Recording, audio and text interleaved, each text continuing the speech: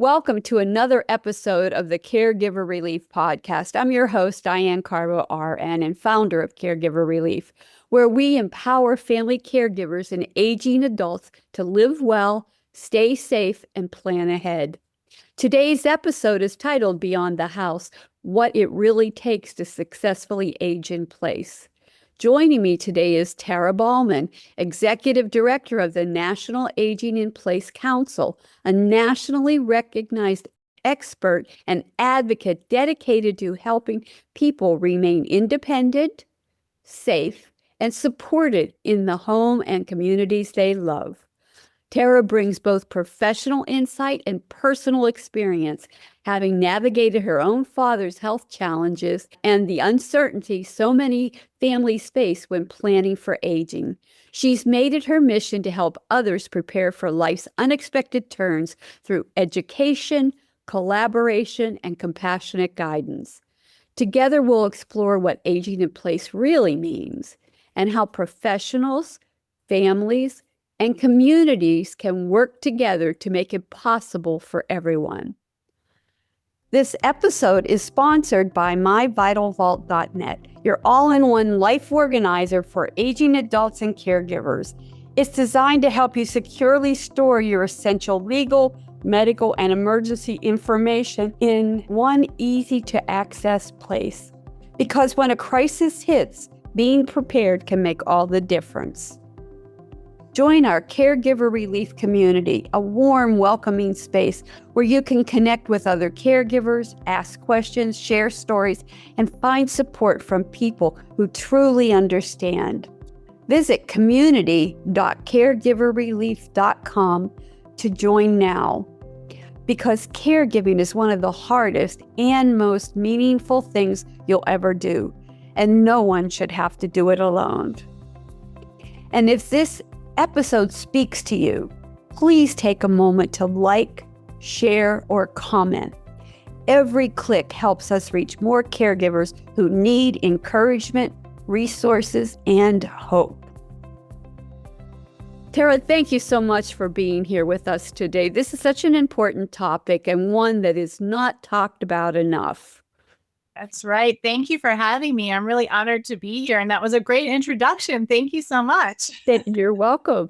Tara, you've had a remarkable journey, both personally and professionally, in the field of aging in place. Can you share what inspired your passion for this work?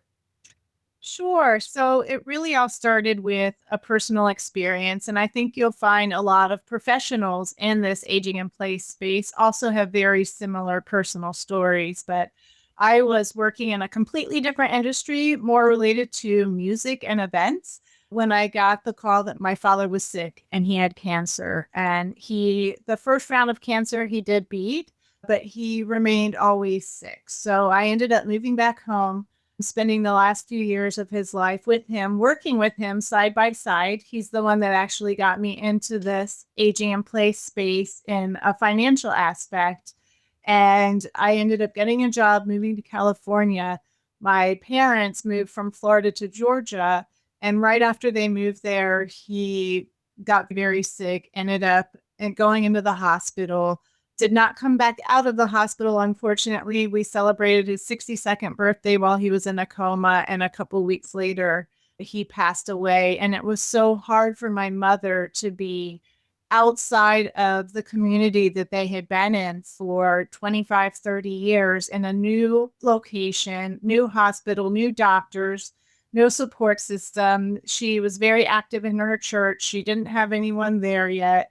And I just saw not just the troubles that they had with my dad and finding new doctors and going through those end stages, but also my mom and her grieving process and her healing process, and just not knowing how to navigate a new system or just getting lost going to the hospital. So that's really what ignited an even larger fire in me to help other families in this situation, not just find resources when they're in an emergency situation, but getting comfortable talking about uncomfortable topics. Because when you talk about them early and you pre-plan and you're proactive, you have so many more options available to you than when you're in a crisis situation. So, Tara, One of the common threads of all my podcast is there is whoever has provided a service or a product had a life experience that led them down the path to help seniors. I understand where you're coming from and I love it because real life experience helps us address real life issues. And so I'm excited about this conversation because it's not talked about enough. In fact, I'd like you to start by telling us how would you define aging in place and why is it so much more than simply staying in one's home? Yes. So I think most people think aging in place is remaining in the home. You've lived in your whole life, you raised your children here, and this is where you're going to spend your final days. But I think the more modern definition of aging in place is more related to home is where you lay your head. So we want to make that home as comfortable and safe and keep you as independent as possible, whether that is in an independent living situation, in assisted living, in memory care. We want to make sure that home is suiting your needs for as long as possible, both socially, financially, with taking everything into account. Though at the National Aging in Place Council, we're built on what we consider the 5 pillars of aging, which is housing, healthcare, finance, transportation, and social engagement. So we really help people connect the dots with all 5 of those pillars because it's like a stool. When one of them is off or one of them gets a little bit wonky, everything else is affected by that one pillar. Most of the seniors don't realize that the homes they bought and have lived in for forever are made for young bodies and not aging bodies. And that's the problem. What would you say are the most common misconceptions people have about aging in place? I think that a lot of people assume they are not going to need help. They're underneath, they put their blinders on. And this is issues that other people deal with. But the reality is 70% of all Americans are going to need some form of long-term care, whatever that means. So it could be you can stay in your home and you just need to make alterations, maybe add a ramp to get inside. Just think about your own house now. I'm thinking about my house. My driveway is sloped. I have steps to get in the front door. There's thresholds. I live in a tri-level home. I'm not really living in an aging in place friendly home, but there are ways you can adapt that. But a lot of people think, oh, if I put in a grab bar, I don't want my home to look like a hospital. But there are so many ways to do it. Yes. These homes look like they belong in Architectural Digest. Grab bars are beautiful, ornamental, even warming up your towels. Yes. I live in Myrtle Beach, and I recently went into I'm just looking at it over 50 because I'm 72. Where I'm living right now is very fine, but I just wanted to see what they're doing with the over 50 communities. And they had high steps in the home to go to a loft bedroom. They had high cupboards, and I thought, whoever built this was not a certified aging in place specialist because it was not meant for an older body over 50. It just was not. And I even said that to the person who was selling it. I said, who did this? This is not a home conducive to an aging body. And they looked at me like I had two heads, but it's sad. Yeah, they have a system that they've always used that's always worked, and people don't question it. So until people start questioning it, they're going to keep doing what they're doing. Exactly. Now, you've spoken about the importance of proactive planning. What are the key areas families should address early to make aging in place realistic and sustainable? I think going back to those 5 pillars, there are probably 2 of them that people talk about a lot, the housing situation and the healthcare. There's a lot of different things that I could talk about within those pillars, but I think the ones people most often overlook is the transportation pillar. Partly because no one, again, wants to talk about it because they don't feel like there are any solutions out there.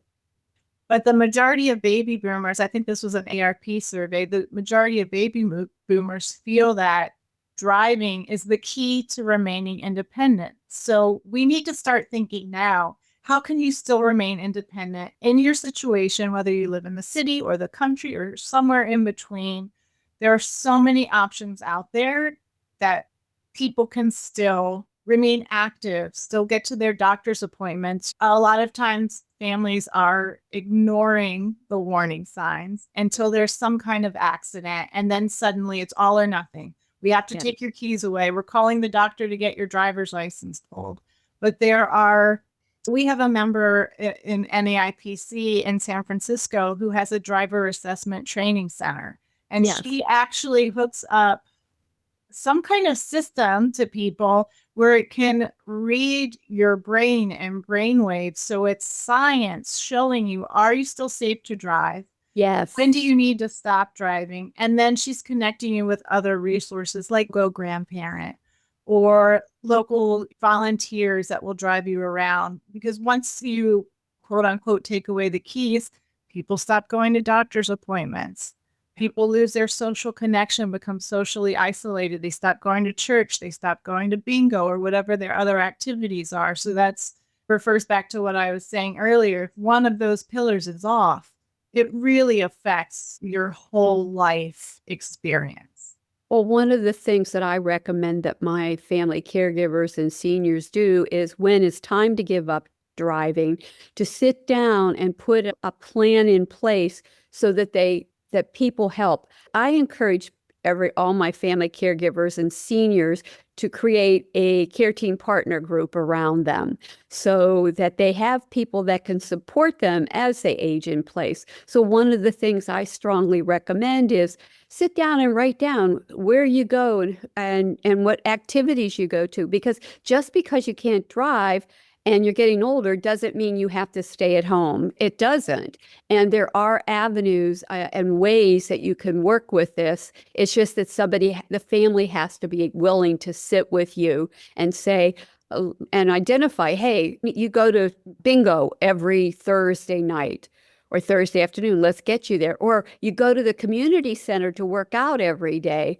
Let's make a plan to get you there. There's things that people can do. And right now, I just read where there's going to be a federal law being passed where after the age of 75, we're going to have to take yearly driving tests. So if that really is in place, it's going to take the onus off the family and make the government the bad guy. That is true. Might be easier in some respects. Yeah. But then on the other respect, I'm going, I hope I can pass this test. I'm not there yet. Also a little ageist. I think just because you hit 75 doesn't mean that you're incapable of driving anymore. But I see where they're coming from. I do too, because we have a tsunami of seniors and some of us are aging better than others. And with dementia and all the other issues that we have, and social isolation is one of the things that seniors fear most and they experience the most. And that's really hard. The other thing that's happening that I'm finding interesting and a little exciting is self-driving cars. Yes. And I think that is going to change the independence level of seniors to be able to go on the transportation in the future. And I don't think it's very far away from what I'm reading. I know that I have a friend who has gotten into the robo-taxi program with Elon Musk, and he's going to have self-driving cars that take people from the airport to their destination, whether it's a home or a hotel. And that I find fascinating. Just a little side note on that. These self-driving cars will have a special place to go to get their car super powered. And while it's being charged, it also will be cleaned by a robot. Oh, that's nice. I need one of those now. I know. I said, oh, Lord, where are you? Yeah. So it's going to gas it up or charge it up, and it's going to clean out the car. My question is, how are they going to clean those windows in those cars? Because the Teslas, the self-driving ones, have this really hard the windshields are really going to be hard to clean, but they are for me now. But the magic of science is going to clean it for us. I'm sure. But I think that in the next 10 years, we're going to see growth in the way of transportation And so that I think that it will be less of an issue. But right now, it's a very big issue. And one of the biggest things we have is social isolation. Now, the NAIPC brings professionals together from many fields: financial, housing, healthcare, and more. Why is this interdisciplinary collaboration essential?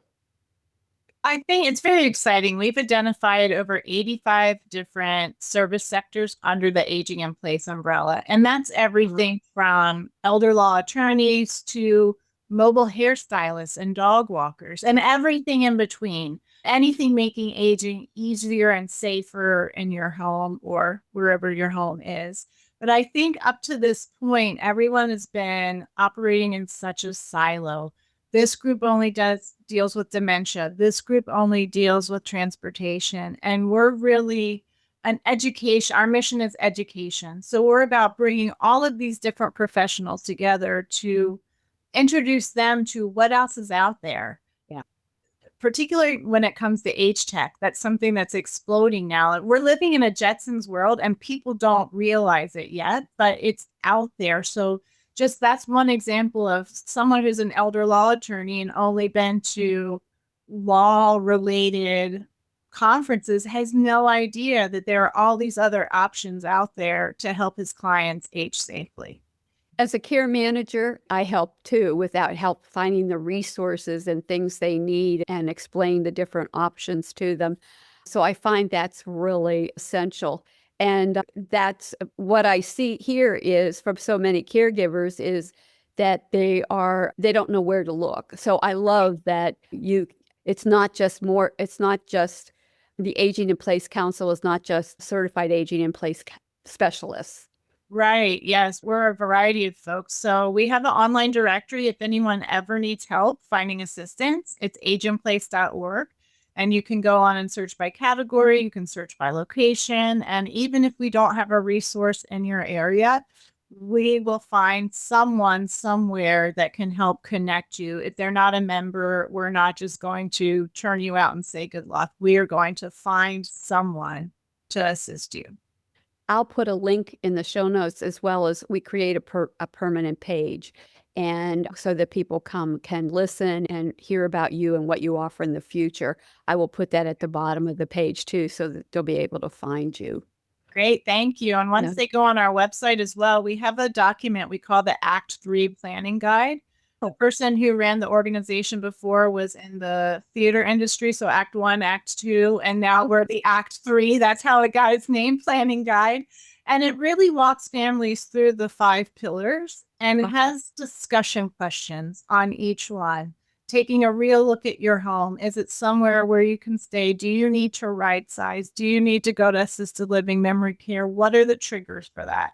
And it's easier when it's coming from a document than just showing up at your mom's home and being like, Mom, we got to talk about the TWAR. Here, this is a nice 100% way to lead people through the conversation. Yes. So it's about 26 pages. It's a free download on our website. So I would encourage people who are looking for help with conversation starters. That would be a great place to start. Absolutely. Many caregivers face unexpected challenges when a loved one's health declines. How can they better prepare for those transitions before a crisis hits? Yeah, I think a lot of it is just having conversations beforehand, being comfortable, again, talking about the uncomfortable and doing your best to learn what the options are out there for your family. It's not just mom's sick, we got to send her to a nursing home. There is so much in between staying at home by yourself and moving into someone's skilled care 24/7. There's a lot of in between. I think my mom is a great example. I live in California. She's in Atlanta. She's 76 years old. She lives in the country, in the woods. I worry about her. If something happened, if she took a fall, I wouldn't be able to help her. No one could hear her call for help. And she's not at a point where she can't live independently anymore. So I'm trying to find ways. I don't want to spy on her, put cameras in her home. Yeah. So there's a little thing that I put on her back door. She has 2 dogs. I know every morning she's going to wake up at a certain time because those dogs are going to wake her up to go outside.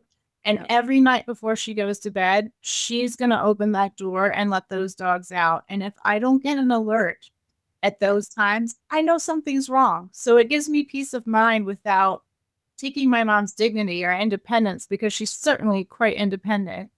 There's a lot of things that if we just think about what our concerns are, Yes. there's options that can help with those concerns. It's funny. I have a good friend who is 86. She worked all the way through till COVID hit as a nurse, and it was just given immunizations for, I think it's Passport Health. And then they closed their office, of course, when nobody was traveling for a few years. So her daughter has her living with her, but her daughter travels. So she got her the Life Alert thing that she had to wear. Pat is, and she really does need it, but she's so independent, she just sent it back as soon as she got it. I don't need it.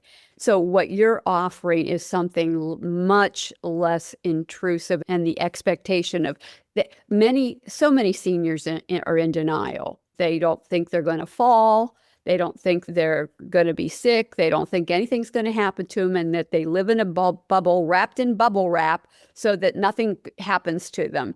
And it's a big issue. So I love when I hear about options that you can use that give you peace of mind as a long distance caregiver, and gives your mom a sense of independence and not being intrusive in her life. So I really like that.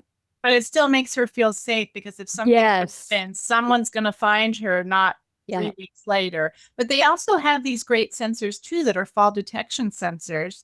They're not cameras. They go in the corner of your room, and it's AI generated. So over time, it can tell, are you tying your shoe? Did you sit down? Did you actually take a fall? Was it a hard fall? Was it a soft fall? Do I call 911 or do I call your neighbor? And I think products like that are the next level from what I have at my mom's house. Is she safe? Is everyone safe? Alerts happen instantly. I just find the whole thing fascinating.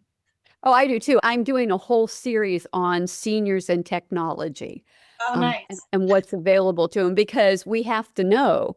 I recently did a Senior Life AI. Roy Ash is the CEO, and they have this product where you take your personal phone and you put it on a stand and it records your walking, and then it tells you if you're a fall risk or not.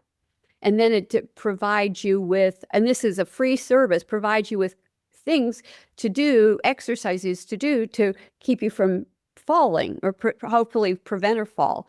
And one of the things that now they're working with Mayo Clinic, and they're going to put it in doctors' offices as part of the yearly plan. When you meet for Medicare visit is 40 minutes, and you get to talk about all these things. And that would be something I would love to see incorporated, where they, as a fall risk, because people don't know. And I'm a very active senior. I'm 72, but I have chronic pain. I used to pick up men for a living. I did rehab nursing. I did lots of different nursing, but my nursing years have just caused harm to my body. So I have chronic pain, and now I have bone on my knees. So I did it, and I'm a moderate fall risk. And I'm like, oh no. But and I knew that I was. But so I'm working at doing exercises. You can do chair exercises or whatever to work on your balance. And there's balance specific things you can do. And I think seniors have to take a proactive approach to their own health in that aspect. Oh, I agree. I'm married to a physical therapist, and he works with older adults as well. And I think people, as they age, are like, I'm not going to go to the gym for 2 hours. I'm not going to run a marathon. But aging in place is different for everyone. Exercise is different for everyone. So chair yoga, strengthening exercises, even doing squats as you're at your kitchen sink cooking your dinner. It makes a huge difference in the long run, just maintaining your strength and flexibility and activity levels. Absolutely. And I'm used to being very strong because I lifted weights as a young woman and into my 50s and 60s. But injuries have caused me, I can't lift weights, but I can still. And then I was like, oh, what do you mean I can't lift weights? Oh, the trauma of it all. And what I've gone is to resistance bands. And it's good enough for me. It works for me. And it makes me feel as if I'm doing something to keep myself healthy and moving and well. And yeah, I think people just need to find what makes them happy. Maybe it's a daily walk. Maybe it's putting on music and waltzing in your living room every night before you go to bed. Activity is activity. Yes, it is. It is. So let's talk about the emotional and social well-being of seniors. How can loneliness and isolation undermine aging in place, and what can be done to prevent that? Yeah, I think that's a huge topic in our industry right now and something that really COVID brought to light. Yes. And I think if we can say anything good came of COVID, this is one of the good things where people realized, oh, I can't just put my mom in a senior community that has 3 hot meals and activities every day, because we couldn't even stand to be in our own house for a week, let alone live the rest of our lives like that. And we have everything we want in our own home. So I think that was really something that got the conversation going and talking about that. And I can't remember what book it was that I read, but they said the effects of social isolation on a body is the same as smoking half a pack of cigarettes a day. Oh, It really wow. affects our health. I'll have to find that and Yes. send you that Wow. statistic. But it's one of those pillars again that people don't really focus on because our lives are busy or whatever is Yeah. we Yeah. just don't want to think about it. But I actually was meeting with an amazing person this morning. She's got a social, it helps with social isolation. It's called CareFlix. And it's something that's on your phone and it has 4 different personalities. And it looks like me. It looks like you would be talking to me, but 4 different types of people. And it's AI generated, an avatar. And it remembers every conversation. It will say, oh, Diane, you look nice today. You changed your hair. You're wearing a different shade of makeup. I remember that you were going to church yesterday. Did you have a nice time? Or did you meet your friends for lunch? And it's fascinating and it's helping people who Yes. just are sitting at home all by themselves and want to have a conversation. It can play games with you if you want memory games. It can Yeah. tell jokes. It's amazing. And so I think products like that are coming out, even though it's not a real person, it's going to fill a void that a lot of folks have in their lives. I'm doing a podcast in the very near future because with the gentleman that started Joy Calls, Mm. and they're phone calls that come to the home, and he does have an avatar system as well. And one of the things that many of the people that I'm interviewing that have the AI benefit to it, many see as the seniors are afraid of it and their caregivers are afraid of it. And there's a lot of negativity. So that's one of the things in fact, it's this month in December, I'm actually doing a podcast with him to to address all their concerns and address the myths that happen with it. Because yes, there are serious concerns to AI, but there are ways of working with the right companies to avoid those issues that we often see on TV that are negative results of AI right now. And because I think that's really important is the knowledge, if knowledge is power, and people need to know what they're looking for and what they want and how to protect themselves, even if they use these. Because we have more seniors than youth, and we don't have enough people to take care of all our seniors. And it's a really serious situation. We're in a public health crisis. So I think that we need to embrace it, but embrace it cautiously. Yes. I know there are a lot of resources out there. There's one more I'm going to talk about real quick before I switch to the non-AI Yes, topic. yes. There's an organization called the Thrive Pavilion. It's an online, it's like a senior center, but it's online and people use virtual reality goggles. I love Everyone that. gets to make their own avatar that looks like them. Uh-huh. Can go in if they just want to sit on a park bench and talk to someone, they can do that. They have games, they play Jeopardy, they have trivia, they have stand-up comedians where if you want to stand up and tell a joke, you can. And it's not just older adults who are no longer able to leave their homes, it's caregivers. A lot of them have spouses who have dementia and they're too scared to leave the home, but they're still social and active. And this is a way for them to go online stay social. I think there's, I don't know, over 1,000 older adults that participate in this. So Say the name of that program again. it's the Thrive Pavilion. Thrive Pavilion. Okay. Okay. Yeah. But I know that maybe sometimes people think, oh, that's too high tech for me, even though VR goggles are really easy to use these days.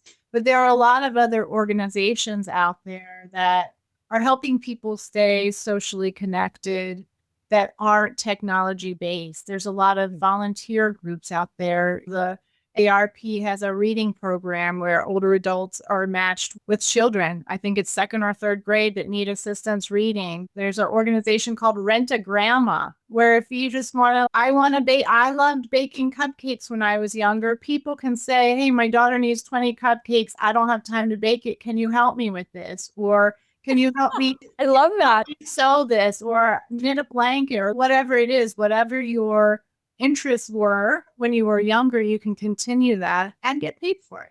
I want to rent a Grammy for me so that I can learn how to cook some Thai or Indian food. Oh boy, there you go. Look it up. You might have someone in Myrtle Beach. I'm laughing about that because that's what my sons used to say. Mom, can't you make a friend, a Korean friend? Can't you make an Indian friend so you can bring him over and we can learn the dishes? That would be Oh, fun, actually. actually, yeah, absolutely. There's a restaurant in Italy, I think, that has, or no, it's in Little Italy in New York where they have Nana's, they call it Nana's Place or something. And a grandma comes in once a week on a weekend and creates meals for a big group Oh, that that's will come in. lovely. And I just love that because I love to cook and I love to bake, but I don't have anybody to cook for or to bake for. I'm trying to watch what I'm eating so I don't bake like I used to. But boy, I'd like to do that for somebody else. Yeah, I think that was a great plan that somebody came up with and it's working. Yeah, yeah. So, Sounds fun. Tara, what role do financial planning and long-term care funding play in successful aging in place? Oh gosh, that's a tough question to tackle because I think Yeah. people assume a lot of things when it comes to their finances that, okay, I've saved my whole life. I've done everything everyone told me to. Here's my 401k or here's my retirement. And then they realize when it comes time to retire, they can't really afford to retire. Or if they can, they're going to have to make changes. Some of us are lucky enough not to have that happen, but others of us, we're in for a big reality check. So I think a key to that is again knowing what the resources are out there available to you, and it's really the middle class that has is the most affected by Yes. Yes. by this situation. So there's a few different websites that people can go on. One is benefitscheckup.org, Hmm. and that's through the National Council on Aging. You just type in your zip code and it tells you everything that's available to you from food, Meals on Wheels, financial resources, even the senior discounts that if some places give for electricity or heating in the wintertime. And there's ways that you can buffer what your income is Yeah. through that financial aspect. I know there's a lot of money managers out there that are helping people after retirement to really budget and make sure they're not getting scammed. That's a huge one right now is scams against older Absolutely adults. is. And it's only going to get worse as AI, quite frankly, Yeah. gets better. And then, of course, just looking at what your resources are that you have now. We have a lot in our organization of folks who are life insurance settlement providers or reverse mortgage providers, which I know a lot of people think is a bad word. It's not great for someone, it's great for others. It helps people Yes. stay in their homes. So Yeah. there's other home equity products that aren't reverse related that are coming out now, too. So I think just having a full view and again being realistic of where you are now, Yeah.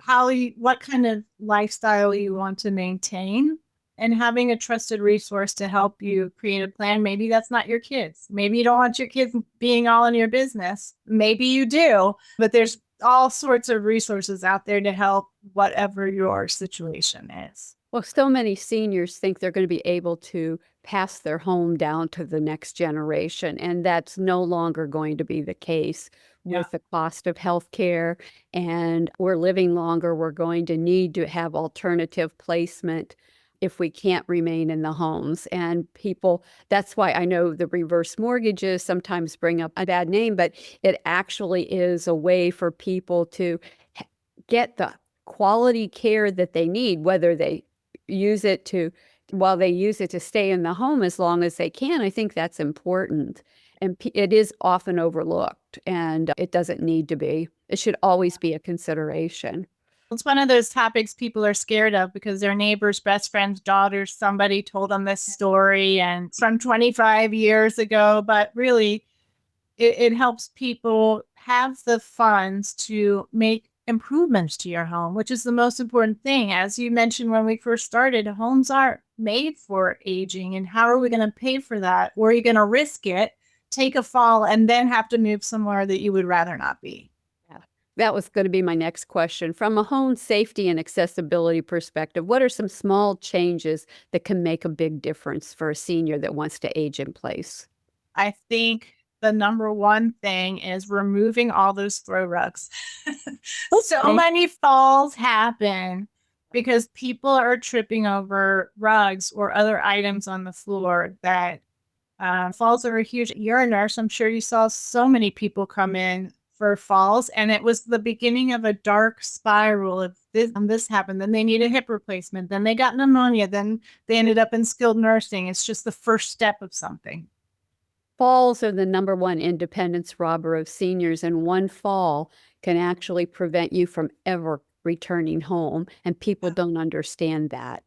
Yeah. And it could be from a throw rug, it could be in the bathroom. Bathrooms are a really important place for people to examine. Maybe it's not safe for you to step into a tub all the time, but there's so many options. You can have a cutout tub, so you can keep your tub. Your spouse can still have a bath and you can still walk in safely. You could do one of those seamless shower entries and make it like a beach resort. Putting grab bars in the right place is so important as well. I think the one of my pet peeves is seeing these suction cup grab bars in bathrooms because they're suction cups. They are not safe. In some cases, it's even less safe than not having something there because you take a fall, you go and grab it, and it pops off the wall and you get hurt worse. And you can have Medicare starting to cover home assessments through occupational therapists. So you can have an OT come in and help you determine where your fall risks are, where the grab bars need to go, because people always laugh at me. I ask, are you a pusher or a puller? When you stand up from a chair, do you push yourself up or do you pull yourself up? Because depending on what you do makes a difference as to where we put the grab bars. So just having someone with that kind of expertise, an occupational therapist, a physical therapist, a certified aging in place specialist who's gone through the training can really help from a home safety perspective. Some people do it complimentary as well, or can bill insurance. One of the things I've always recommended over my 40 years of doing care management is to tell people that, and I worked in home care. So we, in those days, and that's 40 years ago, we would say, ask for a home safety eval.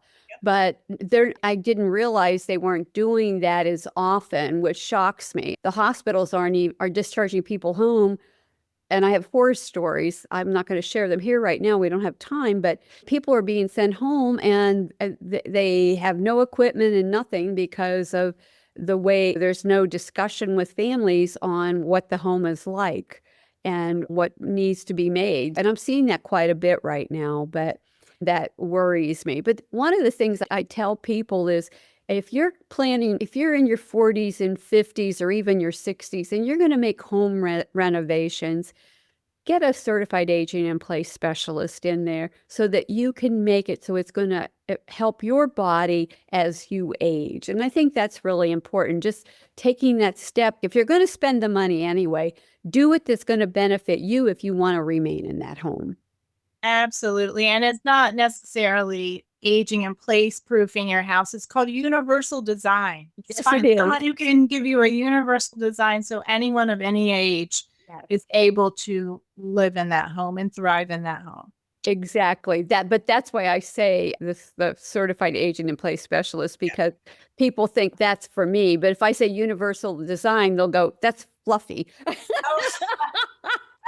I It depends on the age group. fancy. Yeah, I know it is. You have to. Yeah, I guess you have to know your audience. Yeah. And you're the person you're talking to, because they'll say, "I'm not going to pay for that." I can hear that. But if you say, "Hey, it's going to benefit you if you make these changes, so that when your body changes, you'll be able to stay here." A light goes on and says, "Oh, okay, I'm good with that." Or even another tactic to take is make these improvements so your friends who are getting older, because we don't have the issues, it's always our friends. So your friends can keep visiting your house. Absolutely. One of my favorite things is to tell people, and they all think I'm crazy, but a high toilet. That is really one of the most important things. And people go, "Oh, really?" And it always shocks me when I go into a home of somebody. And thank goodness we have adaptive equipment you can put on a toilet so it makes it high. I don't care for them as much because sometimes they're not sturdy enough. You have to have a good product, and people tend to want to purchase the cheapest they can find. But you can do that. But a high toilet can make your life so much easier in the future. Yeah. And if you have the funds, a smart toilet is an even better way to go because Oh, tell me more. it can read your blood pressure, your heart rate, your oxygen levels just by sitting on the toilet. Some of them can tell when your balance becomes off based on the way you sit and stand over time. And there's Wow. even one toilet that analyzes every single thing that you flush. So if you're Oh my Lord. what your levels are you taking your medicine? I don't know if mom took her medicine today or not. The toilet can tell you if she skipped it because it's not in her system. Oh, I got to do a podcast. Fascinating. That to me, that is fascinating because it takes the onus off the family and everybody. It gives, hey, it gives alerts. I love that. Yeah. Oh, wow. I'll send you more information about that. I would love that. Thank you very much. Happy to. Yeah. Now, for professionals serving older adults, how can they get involved with the National Aging in Place Council and collaborate to strengthen their local communities? Oh gosh, thank you for asking that question. It is, I've been a part of this organization for almost 20 years, and I've met some of the most amazing, trusted professionals in the industry. We require everyone to have a background check. So we have an extra level of standards that we really adhere to. But people can reach out through ageinplace.org. We have over 465 members now across the country. In specific areas, we have chapters like Chicago, Florida, Long Island, Manhattan. Out here in California, there's about 15 that are active now and 15 in formation. But you don't have to be part of a local chapter to be part of NAIPC. But I really like to share with people, we're not a networking group. We're not BNI. We are here to educate and connect resources with older adults and their families. So if that's something that people are passionate about, and we have national member meetings the third Thursday of every month. And we always have networking, so everyone gets a chance to talk and get in smaller groups and hear what other parts of the country are doing, what's working, what's not working, financial resources. So they can reach out through ageinplace.org or find me on LinkedIn. I'm very active on LinkedIn, and I can get them some more information. I'm a care manager and I'm thinking, oh my gosh, I like to network with people and with senior tech or the aging in place specialist, because you just told me about a fancy toilet that I should know about, the smart toilet. Yeah. And these are things that when we're, again, operating only in our silos, that we wouldn't know what's happening in age tech, or certainly not in the world of toilets. Yeah, really. But this is one of the things. That's why I've started this series this year, and I'm going to continue on because it keeps growing, is the Age Tech series. And I'm anything that's out there that is new and will help and support a senior or anybody with a disability or chronic condition. I want to make people aware of it because they need to know, because it can improve their quality of life. Oh, for sure. And there's the Consumer Electronics Show happens every January in Las Vegas. I've been to them. Yes. For the Digital Health Pavilion, the last year I was there, they have glasses for people with macular degeneration that can help them see and read again in the center. So things like that are just life changing for Oh, so I many people. the one year that I was there a few years ago, and I was just fascinated by everything. And it's growing every year because there's so many new products as we have people that like you that have had worked had a family member and you see a need or you see a solution to a problem that other are having and then you start to work on it and all of a sudden you've got a whole new product, a platform or whatever, and you're helping others that are coming and there's a tsunami here and more coming. So I love that. Yeah. It's exciting time. Aging isn't necessarily the most exciting industry to be in, but we are at a very exciting time of helping people and creating solutions Yes. that will make a real difference for future generations. I've always worked around seniors. My grandmother lived well into her 90s. Her little sisters, I call them, they're my little aunts. They were all under 5 feet. I've been around seniors. I did care. I was a candy striper when I was a young girl before I went to nursing school. So I've been around seniors my whole life. And there's so many different types, but there's the ones that just embrace everything and continue to try on and move on and are very positive. My grandmother worked out to Jack LaLanne. She exercised. She walked everywhere. She just had a positive attitude and she passed that on to me because my mother died when I was young.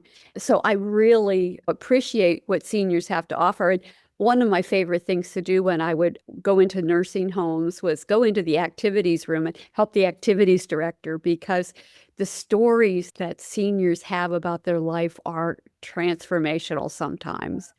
And I love it. In fact, I'll never forget, I was in Doylestown, Pennsylvania, and two men were sitting at a table and we're talking about D-Day. And one man was fought against us he was a German, fought against us in World War II, next to a man who was a soldier. Wow. And it's funny because the interaction was very polite. And they had worked through a lot of stuff, but just to hear their perspectives. And I think that's really interesting as well. And I hope we don't lose that as we move forward, as we age, that people don't get to share their stories. That's why I love the platform where you were talking about the senior group that you wear the virtual reality. That to me is so valuable. I just love that. Yeah. There's another app that I love. It's called Artifacts. And Okay. it's something that you can preserve all your memories and your stories. So when I went to my mom's house last time, she's got this china cabinet I've been looking at I'm almost 50, for 50 years of things I'm not allowed to play with, not allowed to touch. And I never knew the stories behind it.